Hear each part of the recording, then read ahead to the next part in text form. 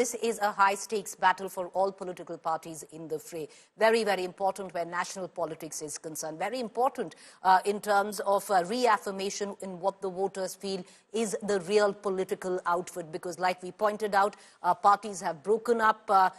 It's a fight to the finish for the Shiv Sena. The UBT faction would be hoping to come out as the real Shiv Sena. Eknath Shinde taking it away or wanting to take it away where the title of the real Shiv Sena is concerned. Because the title and the symbol might have been given to Eknath Shinde, but it is going to be the ultimate ballot test which will decide on who the voters feel is the ultimate Shiv Sena. Similarly, where the NCP is concerned, and of course those 75 direct battles which the BJP is going to face off with the Congress.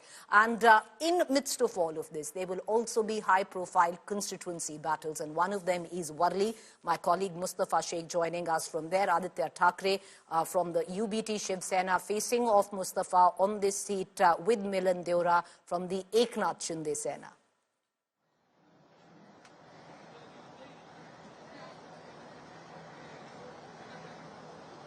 Mustafa, that's for you. All right, I don't think Mustafa can hear us. We're going to try and cut across to... Okay, yeah, go ahead, Mustafa. If you can hear us, go ahead. All right, there's an audio problem where Mustafa is concerned. We're going to try and figure that audio... Go ahead, Mustafa, go ahead.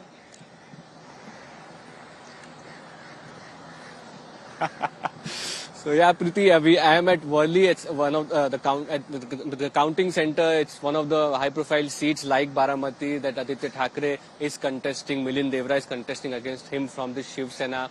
And there are few seats in Maharashtra which will also reflect on the trend of what's going to happen in this big state. Last was the election in Haryana, which you were live, and there were 90 seats, and here there are 288 seats. So you can understand the excitement and how one will have to hold on to their nerves for the whole day, for the entire day.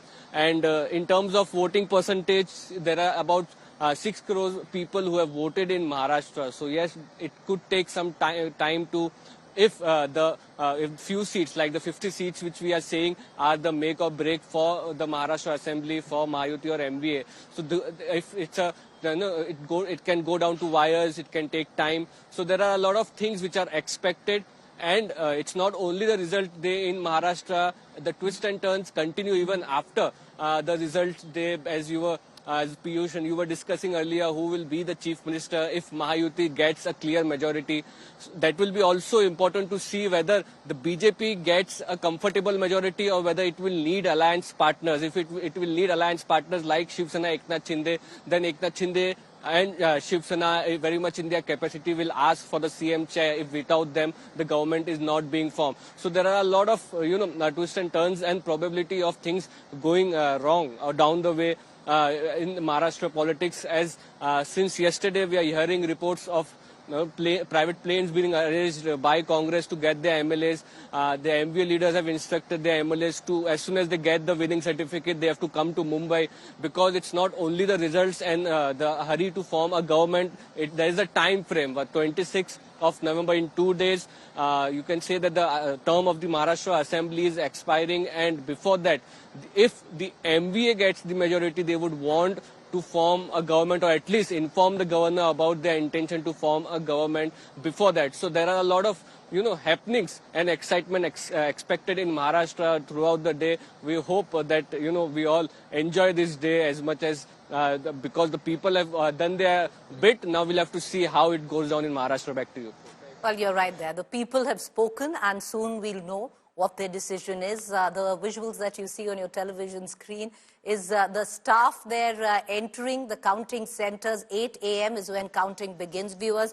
It starts traditionally with postal ballots, and by 9 o'clock you'll start seeing trends filter in.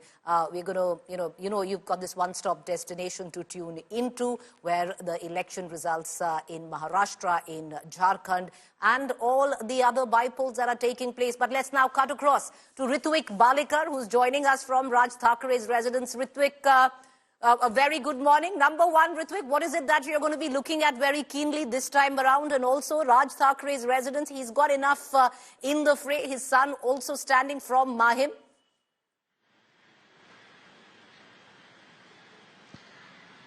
Very good morning, Priti. Absolutely, this is one of its kind of election in Maharashtra because it's the first time there are 6 parties are in fray, and for the first time 2 major regional parties have broken, having vertical split, and they are fighting against each other. I am right now right in front of the residence of Raj Thackeray, which is called Shiv Tirth, and this is an iconic Chhatrapati Shivaji Maharaj Maidan, which is known where the Shiv Sena was born. So it's not just the politics of identity which Shiv Sena has been doing for last 5 decades, but it is also going to be the fight for existence and fight for survival, because this election is going to determine which party is the real party after the split, and who are going to win the battle of perception, because it's not just Shiv Sena, but it is also NCP, where Pawar versus Pawar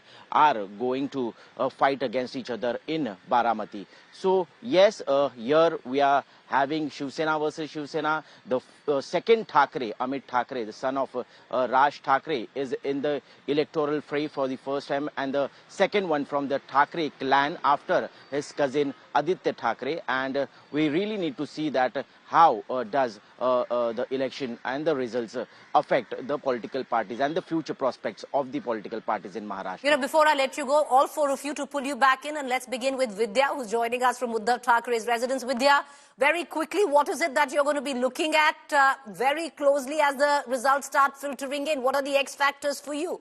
You know, the exit polls have given the Mahayuti the edge. What are you looking at? Well, the Mahayuti certainly has the edge, but if you look at the exit poll themselves, the Maha Vikas Aghadi is not really lagging behind. You know, in fact, a couple of exit polls have actually given a hung assembly output. You know, there could be a hung assembly according to some of the exit polls as well. So if you look at the entire race there, you know, I've been speaking to a lot of political leaders, and they themselves are not really sure, though they have been putting out a very confident, you know, in the public eye, they have been putting out a very confident front. But when you look at that, you know, you speak to them, you realize that they themselves are not sure as to what the figure would be. That, of course, depends on the entire fact that, you know, the parties have split. No one really knows whether people are really voting on an emotional aspect and giving votes to MVA, or, you know, the largesses that have been given by the Mahayuti of the Ladki Bahin that really worked in Madhya Pradesh, are they working, and which is the reason why many women have voted in this particular election. You know, one really does not know at this juncture, but yes, in the next couple of hours, there will be some results out which will certainly determine as to who's really leading, and that could really get the entire scoreboard exciting for the alliances, either of them.